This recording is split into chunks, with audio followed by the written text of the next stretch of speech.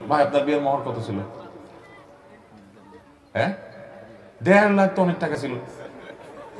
কবে বিয়ে করছেন আপনি? কত বছর হয়েছে? 10 বছর আগে 1.5 লাখ টাকা বেশি হয়েছে। আপনার শ্বশুরও বেশি করছে আপনার বিয়ে।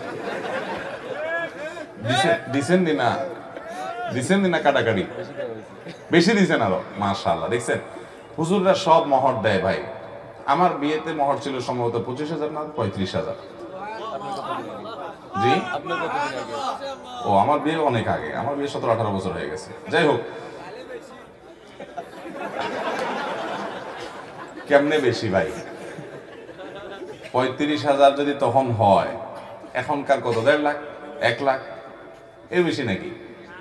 বিয়ের ব্যাপারে ছেলের বেতন 10,000 হলে কত টাকা কাবিন করা উচিত? মেয়ের পক্ষ 10 লক্ষ টাকা কাবিন করতে বলছে, এখন ইসলাম দৃষ্টিতে কি করা উচিত?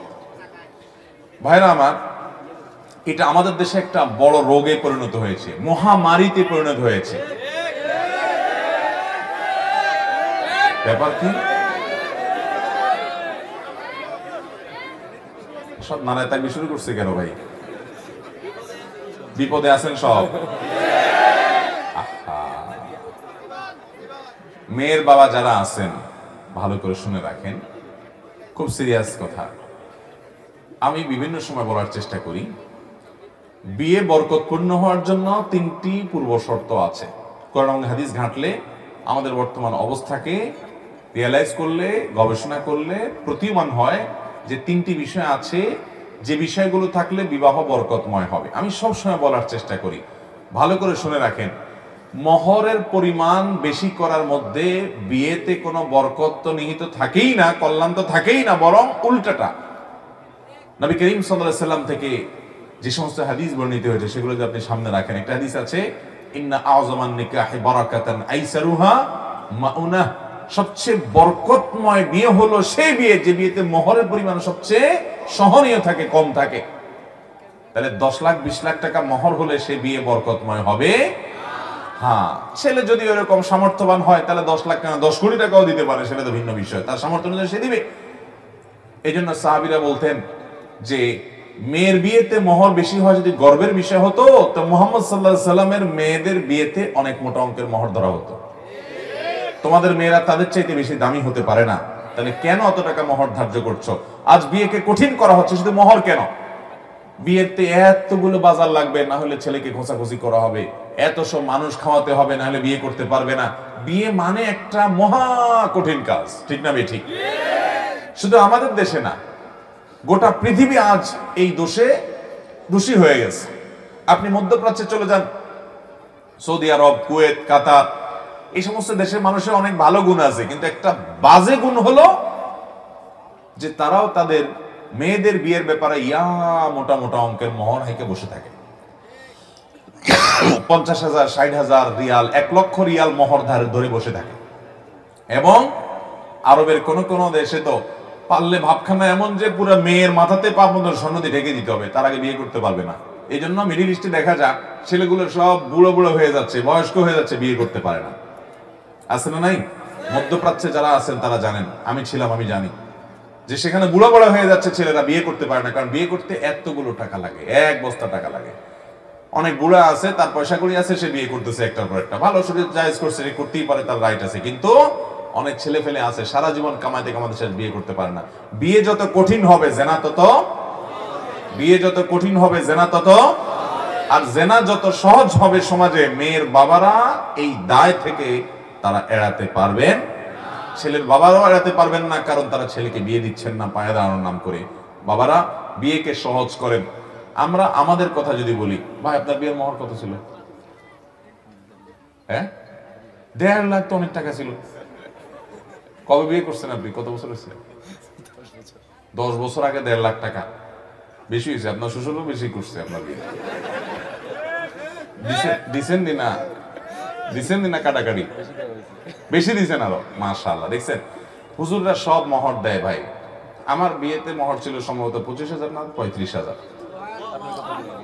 জি, ও আমার বিয়ে অনেক আগে, আমার বিয়ে 17-18 বছর হয়ে গেছে। যাই হোক, কেমনে বেশি ভাই? 35,000 যদি তখন হয়, এখনকার কত? 1.5 লাখ, 1 লাখ, এর বেশি নাকি? যাই হোক বাবারা, ভাইরা, বিশেষ করে মেয়ের বাবাদেরকে বলছি, নবী আলাইহিস সালাম বলেছেন বরকতময় মোহর, উত্তম মোহর, নেআমাস সাদাক, সবচেয়ে উত্তম মোহর হলো আইসারুহু, যে মোহরটা সবচাইতে সহনীয় হয়, সহজ হয় পরিশোধ করা। দেখেন, ধরলেন 10 লাখ টাকা, 10 পয়সা আপনার মেয়ে পাইল না, এ দানায় পানায় করে চিটের করে লাভটা কি বলেন? তার চাইতে এমন যৌক্তিক মোহর ধরেন যেটা আপনার মেয়ে পাবে এবং ছেলের জন্য আদায় করা কি হবে? সহজ হবে। আমি বিভিন্ন জায়গায় বলি, যদি অনেক বেশি মোহর ধরে ফেলছে, আগে কিছু বলতে পারেন নাই, তাহলে এখন স্ত্রী বরাবর দরখাস্ত লিখবেন, বরাবর মোহতারামা স্ত্রী, বিষয় মোহর কমিয়ে দেওয়ার আবেদনপত্র যথাবিহিত সম্মান প্রদর্শন পূর্বক নিবেদন। এই যে আমি আপনার হতভাগা স্বামী, আমার বিয়ের সময় এত মোটা অঙ্কে মোহর ধরা হইয়াছিল, আমি ইহা কোনোভাবেই আদায় করিতে সক্ষম নই, বিধায় আপনি অনুগ্রহ করে আমার মোহর কমাইয়া দিয়া বা কিস্তিতে পরিশোধ করবার সুযোগ দিয়া বাধিত করিবেন। ভাইরা, বলেছি এটা একেবারে এইভাবে দরখাস্তের কোনো কথা নাই, শুধু বোঝার জন্য বললাম। কিন্তু বইয়ের কাছে নরম হয়ে যারা ফেসে গেছেন আগে ভাগে, তারা এখন ফুসলায়া ফাসলায়া উদ্ধার হওয়ার চেষ্টা করেন। আর যারা এখনো বিয়ে শাদী করেন না, যুবক পোলাপান, সাবধান হয়ে যান। যেই শ্বশুর 10 লাখ 20 লাখের নিচে মেয়ে দিবে না, ওই শ্বশুর দ্বারা কাছে যায় না, উনি ওনার মেয়ে নিয়ে কই যায় দেখা যাক। মনে রাখবেন, মনে রাখবেন, টাকা পয়সা কখনো সংসার টেকাতে পারে। আমাদের বাপ চাচারা যারা ছিলেন, মুরব্বীরা যারা অনেক সিনিয়র বয়সে, যাদের বয়স 60-এর উপরে, 55-এর উপরে, 65 এরকম, এই লোকগুলোর খোঁজ খবর নিয়ে দেখেন, মোহর 10 টাকা ছিল, 20 টাকা ছিল, 50 টাকা ছিল, 100 টাকা ছিল। আপনি বলবেন তখনকার 100 টাকা অনেক টাকা, ঠিক আছে বুঝলাম অনেক টাকা, তাই বলে তখনকার 100 টাকা এখনকার 30 লাখ টাকা তো না, এত বেশ কম তো না।